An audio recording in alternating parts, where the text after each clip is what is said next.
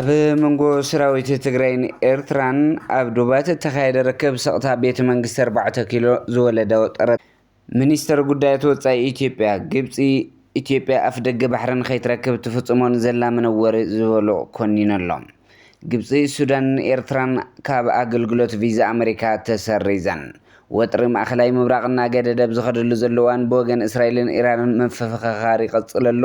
ሓለዋ ሰውራ ኢራን ኣብ ልዕሊ ኩዌት ባህሬንን ኣብ ዝርከቡ ማዕስከራት ኣሜሪካ መጥቃዕቲ ከም ዝፈጸመ ተሓቢሩ። ሰላም ኣብ ኩሉ ኩርናዓት ዓለም እትርከቡ ተኸታተልቲ መደብና ዜናታት ዝዕለት በርእስተ ዜና ፈሊምና ናብ ዝርዝሮም ከነስግረኩም።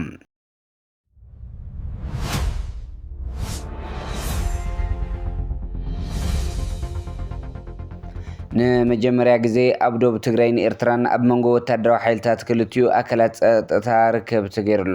ዝቕድም ክብል ጽምዶ ተባሂሉ ዝፍለጥ ዝነበረ ብቐንዱ ኣብ ምትእስሳር ህዝቢ ምስ ህዝቢ ባህላዊ ምትእስሳር ዝተሓፅረ ዝምድና ሕዚ ቅርጹን ትሕዝቶኡን ቀይሩ ናብ ወግዓዊ መድረኽ ሕድሕዳዊ ምርዳእ ክልቲኡ ወታደራዊ ሓይልታት ተቐይሩሎ። እዚ ሓድሽ ርክብ ክልቲኡ ሰራዊት ምትሕብባር ዝያዳ ንምጥንኻር መደብ ሕድሕዳዊ ምርዳእ ዝተኻየደ ኮይኑ እዚ ፍጻመ ኣብ ፖለቲካዊ መልክዕ ምብራቕ ኣፍሪቃን ኢትዮጵያን ሓድሽ ስትራቴጂካዊ ምዕራፍ ክኸፍት ከም ዝኽእል ተንተንቲ ይገልጹ።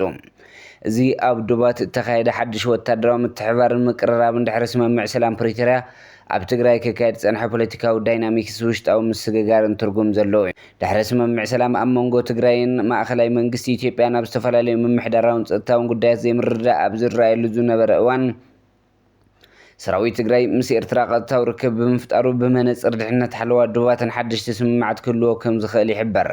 ብኣንጻሩ እዚ ብወግዓዊ ኣፍልጦ ይኹን ቀጥታዊ ተሳትፎ ፌደራል መንግስቲ ኢትዮጵያ ዝተፈጸመ ወታደራዊ ምትሕብባር ንመርገጽን ስልጣን ምምሕዳር ኣብይ ኣሕመድ ዝፍትን ኮይኑ ተረኺቡ ኣሎ። እቲ ናይ መጻኢ ዝምድና ወታደራዊ ምክልኻል እታ ሃገር ናይ ምክያድ ሕገ መንግስታዊ ሓላፍነት ዘለዎ ኣብ ቤተ መንግስቲ 4 ኪሎ ዘሎ መንግስቲ ብዛዕባ እዚ ኣብ መንጎ ሰራዊት ትግራይን ኤርትራን ተገብረ ሓድሽ መስርሕ ወታደራዊ ዲፕሎማስያዊ ሙሉእ ብምሉእ ስቕታ ምምራፁ ብብዙሓት ኣካላት ሕቶታት ኣልዒሉ ኣሎ። ፌደራል መንግስቲ ኢትዮጵያ ኣብታ ጉዳይ ስቕታ ምምራፁ ኣብቲ ኣብ መንጎ ክልቲኦም ሓይልታት ተኻይዱ ዘሎ ሓድሽ ወታደራውን ዲፕሎማስያውን መስርሕ ኣቐዲሙ ስምምዕ ስለ ዝነበረ ድዩ ወይ ኣብ ልዕሊ ትግራይ ዝነበሮ ፖለቲካዊ ጸጥታዊ ልዕልና እናደኸመ ስለ ዝኸደ ኣብ ቀጻሊ ብንሪኦም ምዕባለታት ዝምለስ እዩ። ሚኒስትር ጉዳያት ወፃኢ ግብፂ ኢትዮጵያ ኣፍ ደገ ባሕሪ ንኸይትረክብ እትፍጽሞ ንዘላ መነወሪ ዝበሎ ኮኒነ ኣሎ። ሚኒስትር ጉዳያት ወፃኢ ግብፂ ኢትዮጵያ ወናኒት ወደብ ንኸይትኸውን ንእተካይዶ ዘላ ዲፕሎማስያዊ ጸቕጥታትን ዕንቅፋታትን ስትራቴጂን ብትሪ ተቃዊሙ ኣሎ። ወሃቢ ቃል ሚኒስትር ጉዳያት ወፃኢ ኢትዮጵያ ኣምባሳደር ነቢያት ጌታቸው ጉዳይ ቀይሕ ባሕሪ ንሃገራት ገማግም እቲ ባሕሪ ጥራሕ ዝምልከት እዩ ዝበለ መርገጽ ግብፂ ፍጹም ተቐባልነት የብሉን ክብል ነጺግዎ እዩ።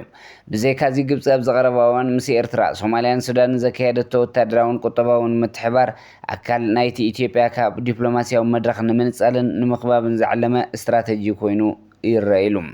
እዚ ሓድሽ ወጥሪ ምስቲ ኣብ መንጎ ኢትዮጵያን ግብፅን ኣብ ጉዳይ ዓብይ ግድብ ህዳሴ ኢትዮጵያ ዘሎ ዘይምርዳእ ዝተታሕዘ እኳ እንተኾነ ኢትዮጵያ ወናኒት ወደብ ንምዃን እትገብሮ ዲፕሎማስያዊ ጻዕሪ ብቆራጽነት ክትቅጽል ምዃና እዩ ዝገልጽ። እቲ ሚኒስትር ብፍላይ ነቲ ምስ ሶማሊላንድ ዝተኸተመ ስምምዕ ሓዊሱ እታ ሃገር ብሕጋዊ መንገዲ ወደብ ንምርካብ እትገብሮ ቃልሲ ዝኾነ ናይ ደገ ጸቕጢ ኢዳ ከይሃበት ክትቅጽሎ ምዃና እውን ይገልጽ።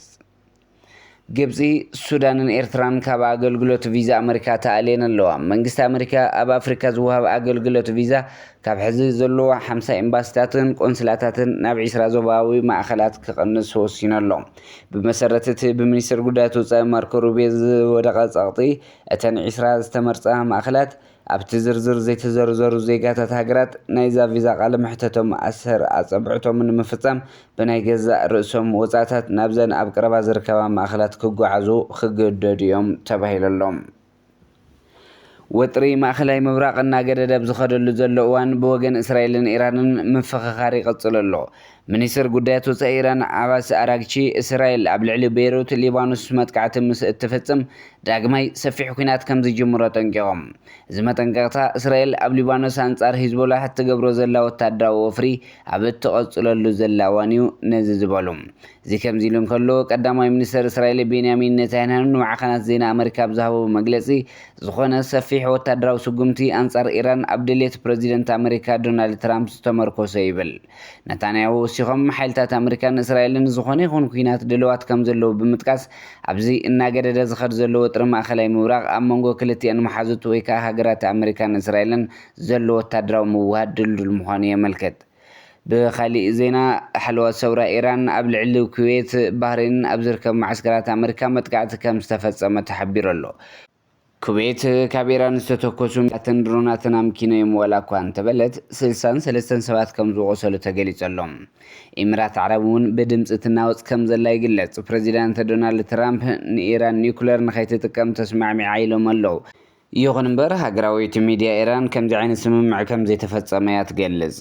ኦማን ምስ ኢራን ተወሳኺ ስምምዕነት ምፍራም ስዒቡ ፕረዚዳንት ዶናልድ ትራምፕ ንኦማን ዘፈራርሓ እንትኸውን ኢራን ብወገና ኣብ ጎኒ ኦማን ምዃና ንኦማን ክትከላኸለላ ምዃና ነፍሊጣ። ሓለዋ ሰውራ ኢራን ድሕሪ ሕዚ ንዝፍጸም መጥቃዕቲ ክልተ ዕፅፊ ገይረ ክምልስ እየ ክብል የጠንቀቕ። ባርከስ ክቡራት ተኸታተልቲ መደብና ዜናታት እዚ ዕለት ኣብትና ሰሰናይ ንዓኹም። ሰላም ንዓኸ ትግራይ።